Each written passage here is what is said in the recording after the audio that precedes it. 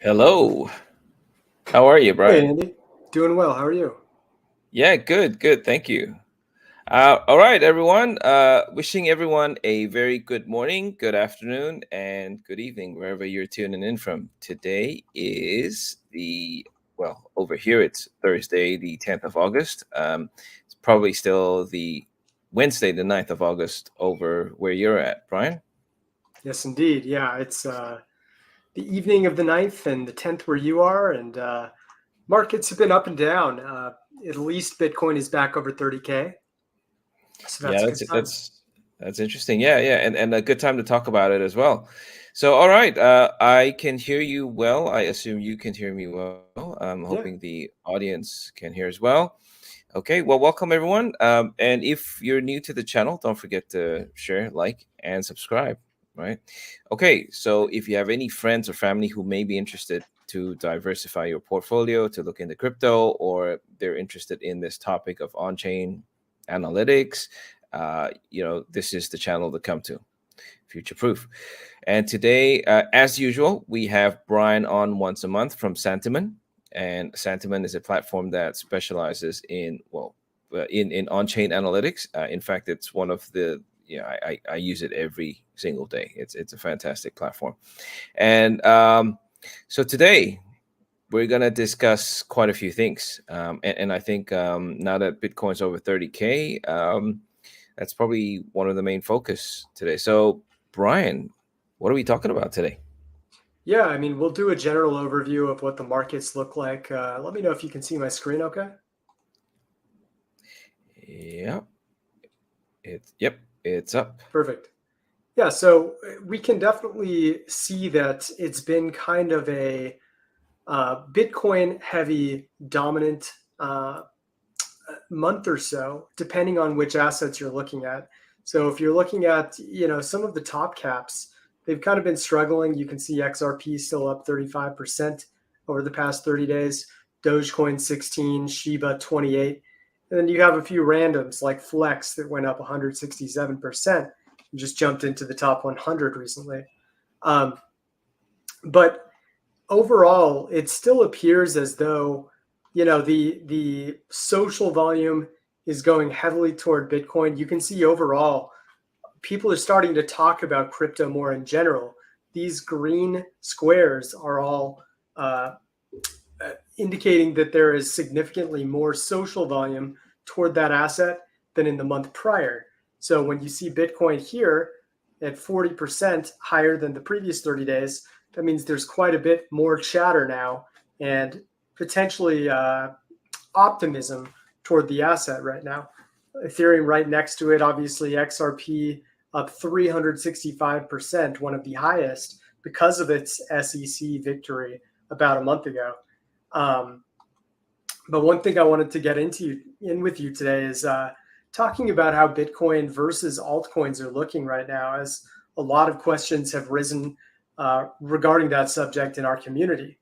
So, um, Yeah, before I jump into it, I'm very curious what you've seen on your side. Obviously, the Litecoin halving was kind of a disappointment as far as price went.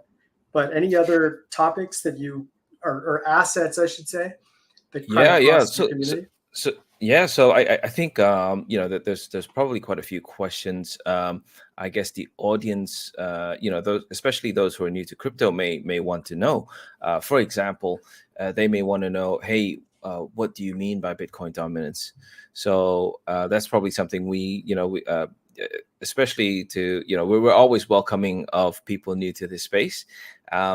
So I'll just explain very quickly what Bitcoin dominance means. When you look at the total market cap of all the coins that are that are out there, it when we say Bitcoin dominance, we look at the market cap of Bitcoin in relation to the total market cap. So if Bitcoin dominance, say, is 40%, for example, or 50%, then the entire market cap is made up. Well, half of it is made up from Bitcoin. So that's what we mean by Bitcoin dominance.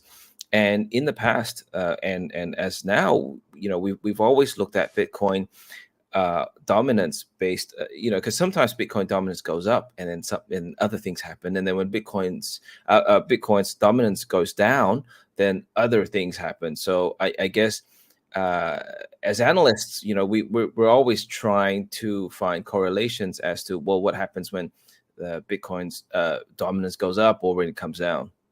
Anything else to add on that subject, Brian?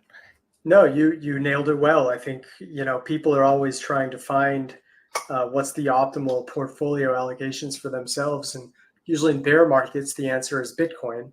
In bull markets, you can actually start to spread things around and put in some more hopeful altcoins that are a little on the speculative end that you wouldn't normally invest in because everything is going up together. Yeah, absolutely. And for those who are new, if you're wondering what altcoins are, altcoins is just a term that we use for any other coin that is not Bitcoin, including its very close cousin Litecoin, that's predominantly based on Bitcoin's code. That's still an altcoin. As long as it's not Bitcoin, that's an altcoin. Yeah, Yeah. exactly. So, we have sporadic altcoins that have been on good runs, but a lot of others have been struggling. It's a very mixed bag right now. And during these kinds of situations and market types of scenarios, it's very important to look at the data and see which ones are looking healthy and which ones are falling behind.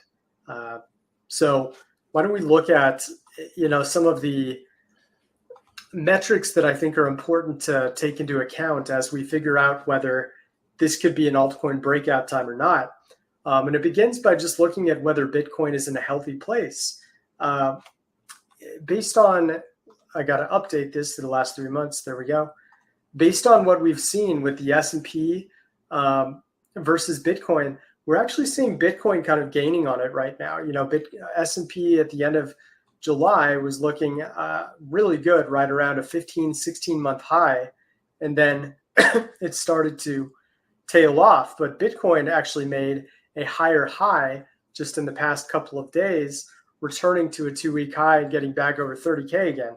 So the correlation, at least for the short term, is starting to lessen.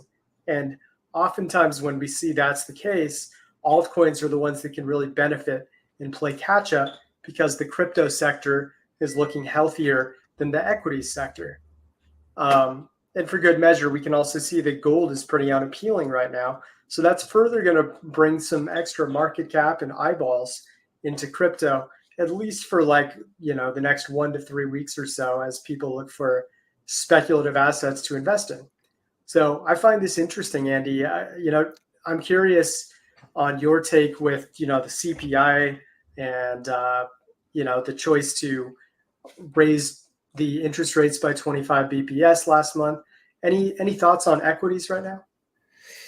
Yeah, I think from an equities perspective, one of the things that we are constantly on the lookout for is always value stocks, and I guess it's an interesting topic because if you think about it, when one looks at their investment portfolio, you're looking at one, you ask yourself, well, what's my risk appetite? Like, how much risk can I take? And if they ask me that, the answer I usually give them is, well, can you sleep at night? If you can sleep at night, then you've taken enough risks where you're still comfortable. If you get to a point where you cannot sleep at night, then you've taken on too much risk. That's my metric for measuring how much risk. And so when you so again, every individual is different. Every individual's I guess situation's different, and they've got different financial goals. So it really depends on where they're at the time that they're investing. And so some may prefer to take on more risk. Then they may want to allocate a larger percentage of their portfolio into higher risk based assets.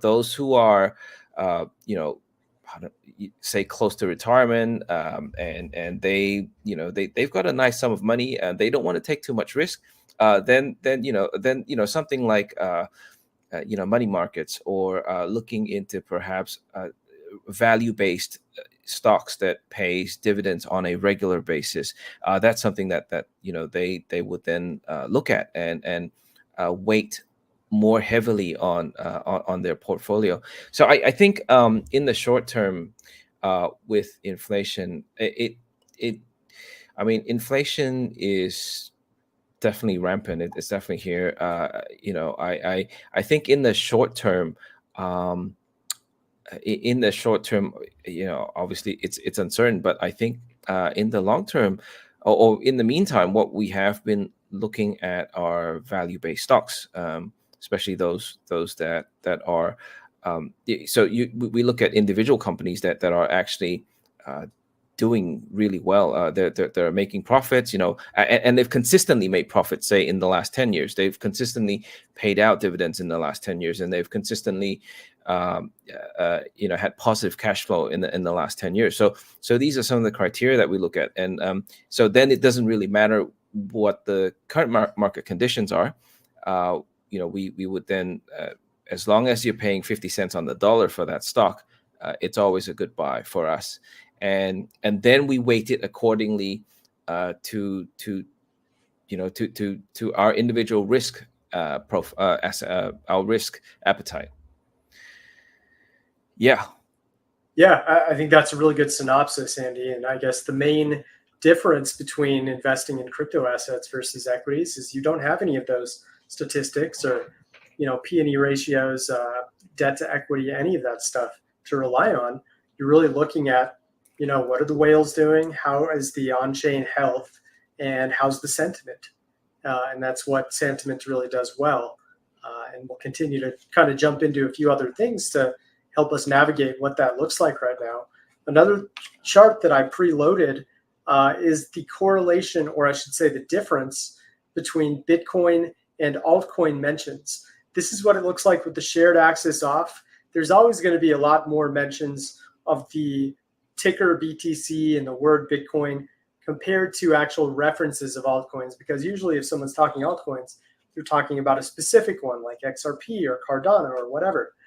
So we'd like to keep this off to give us a better gauge of when it might be Bitcoin versus altcoin time. You can see I don't have the price layered on it right now. Let me try a quick refresh just to see if it can jump on. It's okay if it doesn't show, but generally speaking, when you see a lot of discussion of altcoins like we did back here in mid-June, or I should say mid-July, this actually is a bearish sign, because lots of altcoin talk is usually a sign of greed. It's a sign where people are tired of getting, a 5% gain in a month, and they say, hey, if I get into Pepe, maybe I can get a 40% gain. And that's when euphoria and greed starts to kick in. So we actually don't want to see these red lines that form and go ahead of the blue. We'd like to see it stay very low, like it was toward the beginning of August. And look, we actually saw a pretty big spike here just a few hours ago today. And we want to generally avoid market conditions when there's greed, and we want to jump in when there's fear. So based on this alone, it does look like there's a little bit of mild greed that just started to pop up, maybe due to the fact that Bitcoin recently jumped back above Bitcoin. But I like, these moments back on August 5th when everything is very low. There's little discussion of altcoins and even little discussion of Bitcoin. So right now it's kind of mediocre, I would say. That is interesting. Yeah. And then, before I go into a few on-chain things, we can also, of course, look at Bitcoin's whales, which are declining still, just slightly. They were on an uptick, you can see, between early April all the way until late May or so. And they've kind of declined a little bit over the past month and a half, or I should say 2.5 months. So that's something to look out for. And then the other question is, what about stable coins? And those are looking better. We can see the charts and whales are accumulating more and more tether. The 100K to $10 million holders are back above 40%. USDC also very high right now, sitting at about 37.1%. So the top two stablecoins are showing that there's an increase in buying power, which is encouraging. And then the other thing related to both Bitcoin versus altcoins is how much is the dominance related to BTC in terms of discussion, as opposed to price dominance, like we talked about earlier. We're looking at social dominance, the percentage of discussion related to Bitcoin, kind of like what we were looking at on this chart, except this is just showing the direct percentages of Bitcoin talk versus other top 100 assets. And you can see, I've got to up the time frame. There we go. So it did dip yesterday. This was the lowest Bitcoin social dominance had been in almost 2 months. So that's a bit of a concern. It did jump back up, but if I just smooth things out, we'll look at like a week at a time. You can see it's starting to get a little low again. We actually like seeing that Bitcoin dominance is starting to taper off. It can kind of add some variance, and oftentimes it's because altcoins are going on runs, or they're, back in June here, it's when altcoins were really, really falling off and there was a lot of panic. So people were talking about altcoins in a negative fashion, and that actually propelled Bitcoin to go on an absolutely huge run, with the announcements of ETFs aiding that, of course. So Bitcoin social dominance is kind of coming back down to the neutral expectation as opposed to the really high range like it was a month ago. So And Brian, then, yeah, just a quick question on the previous chart where we're looking at the social dominance of Bitcoin. So when the social dominance of Bitcoin tapers off, uh, it and we try to correlate that to, say, the price of Bitcoin. Do we are we seeing that when the social dominance of Bitcoin tapers off, that's when people aren't paying attention to Bitcoin, correct. and that's when it's easier. Well, it's I wouldn't say, obviously this is not financial advice, but it would then be a time to then look at perhaps maybe layering into Bitcoin at when no one's looking at it. Yeah, I think that's fair. So generally, high social dominance of the Bitcoin is a sign of fear, which can actually be a decent sign for the future of markets. But when it's low and going in the opposite direction, and everyone's looking at Pepe and Dogecoin, Shiba, and a lot of meme coins, that could be a sneaky good time to actually get out of altcoins and put your money into Bitcoin specifically, even if it isn't. This is a better overall market condition for everything. This Mm-hmm. is a better condition for specifically getting out of altcoins and into Bitcoin, if Yep. that makes Okay. sense. So Yeah. that's the best way we try to interpret those things. Okay. Okay. Cool.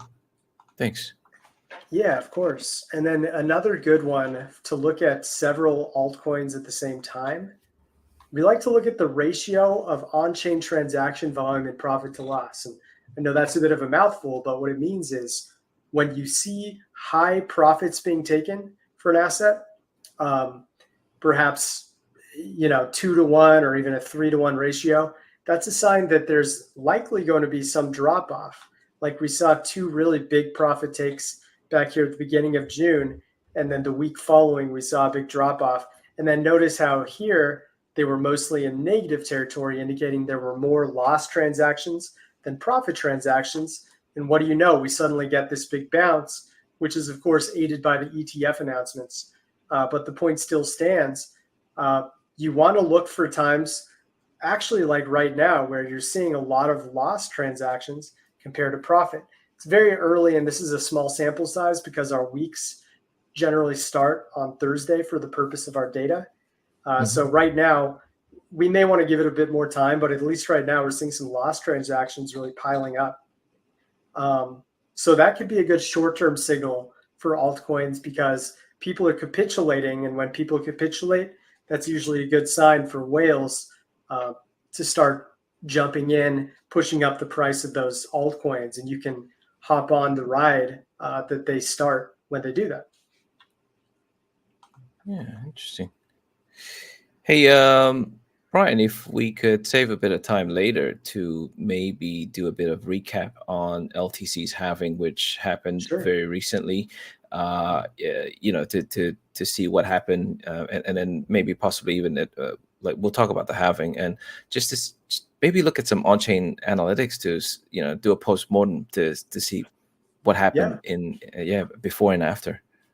Yeah, let's just look at funding rates here really quick, like I was Sure. planning, and then we'll just jump into it.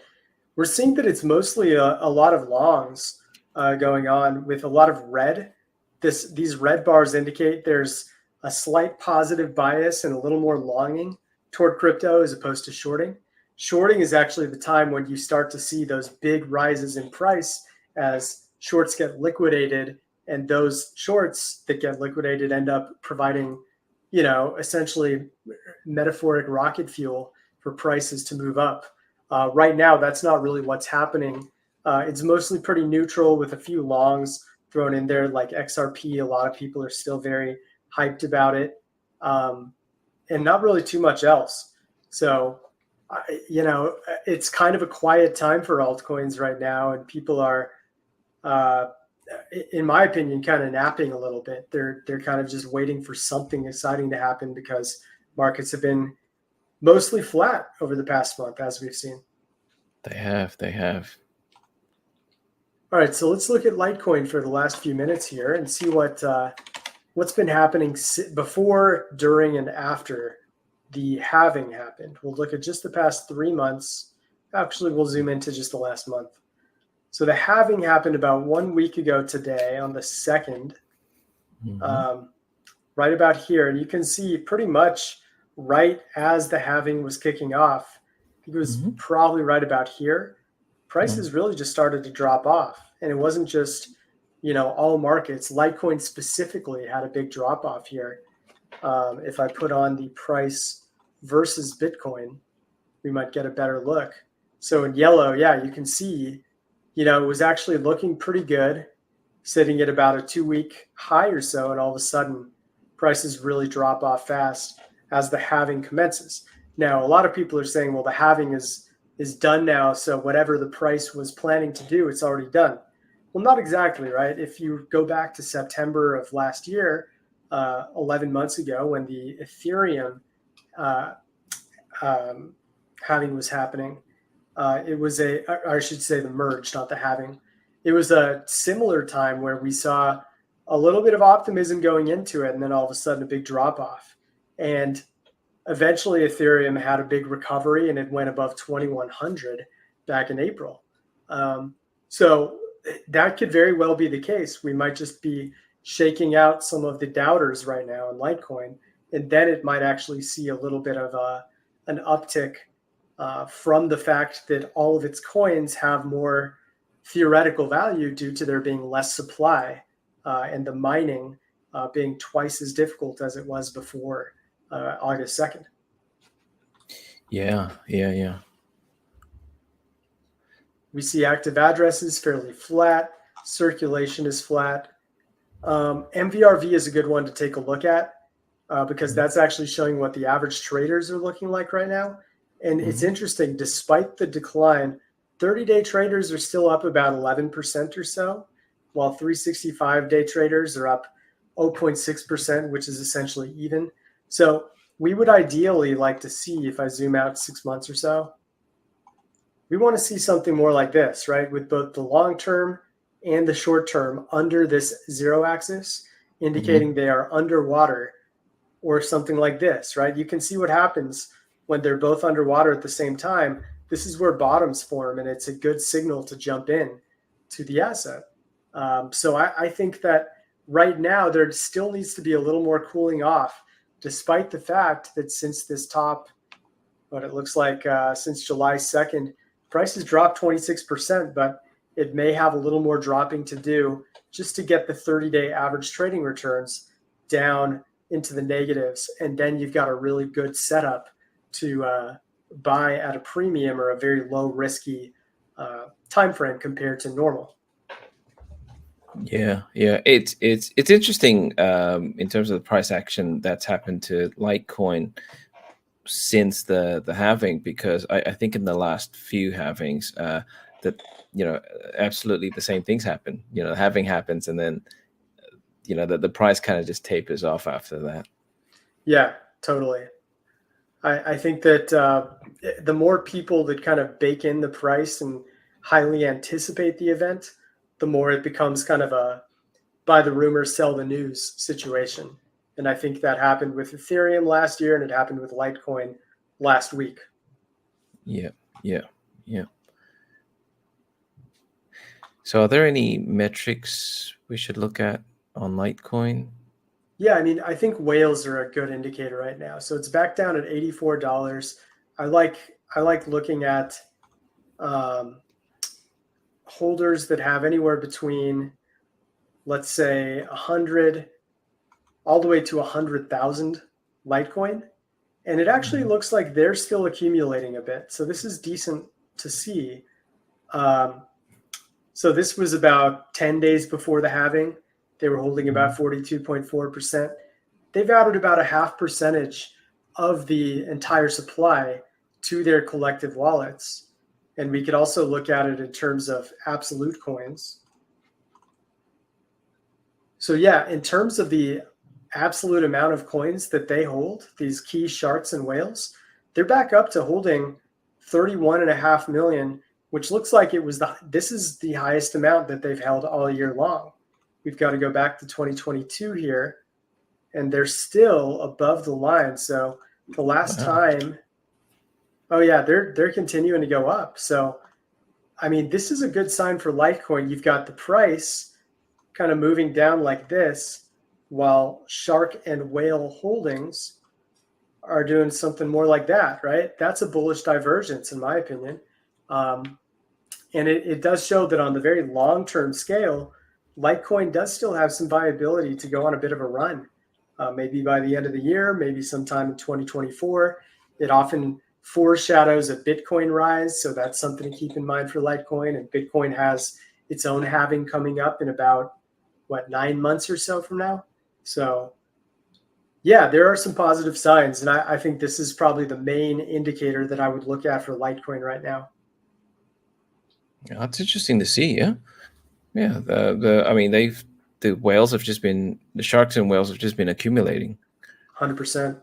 Yeah. Yeah, that's So I like the interesting. look of this for sure. Whale transactions, they're kind of all over the place. We've seen, it's very unexplainable what goes on with Litecoin's whale transactions, but you can see they have like a huge surge in $1 million plus transactions that have been going on pretty much since late April. So it's hard to make much of that, but especially during rises, you might see like a gradual, rise until eventually there's this huge, if you see that one singular yellow line right there, that pretty much precisely called the top. If you see Litecoin suddenly go on a big, plummet, that same kind of signal can be true the other way. And that would indicate that there's accumulation going on all of a sudden. So when Litecoin is starting to diverge from Bitcoin and going up rapidly or down rapidly, and then you see a whale transaction spike, that's what you want to look out for, to go along with the fact that right now it appears that those sharks and whales are accumulating. Interesting. Oh, thanks for that. You bet, my friend. Wow, that is quite an insight. That's very insightful, by the way. I mean, for those who, I don't know, if you were new to Litecoin and you'd first thought about Litecoin, or you saw it on social media and you thought, hey, and you bought into it, and then now the price is tanked 26% from the high from when you bought it, you'd be thinking, what the heck? But then with what Brian just shared with us, that's interesting. I mean, the whales aren't, they're continue to accumulate. Wow. Yeah, I think that's a very positive sign. Yeah. But anyways, I think we're about at that time. I would say, in synopsis, it looks like there could be a short time frame argument for altcoins to go on a bit of a run. I think that overall there still needs to be a little bit more pain for traders to feel. And once you see average traders really saying like, this, and this are scam coins, I should have only stayed in Bitcoin, altcoins are all flawed and will never be as good as Bitcoin. Like that's the time where you actually want to jump into altcoin when everyone else is writing it off. Yeah, yeah. I'll just close it with Warren Buffett's quote, right? Be afraid when others are greedy, and be greedy when others are afraid. Exactly. Yep. Yeah, yeah. No, that's fantastic. And thank you again, Brian, for jumping on today. No, my pleasure as always, Andy. It's great to catch up with you and talk markets. Yeah, it's always great to have you on. I mean, you're an absolute expert at on-chain analytics, using the Santiment platform. It is for those of you who are interested in getting access to this platform, obviously go to santiment.net. Yeah, absolutely. And use code EquitiesTracker when you sign up. You get a free week of Sandbase Pro to look through all these metrics, and then you can use that code to get 25% off your first month. It's a great deal. And then tune in every second Thursday of the month and listen to Brian and I talk about on-chain analytics. Absolutely. We'll upload it to our YouTube channel as well as you do with yours. So catch it on either channel and make sure you follow us both. Yeah, definitely. Well, once again, thank you, Brian. Have a great evening. Appreciate you coming on. Always great to have you on. You as well. I hope you have a great morning over there, and we'll talk to you next month or so. Yeah, looking forward to it. Thank you, Brian, and thank you guys for tuning in. Thanks, guys. Bye-bye. Bye-bye.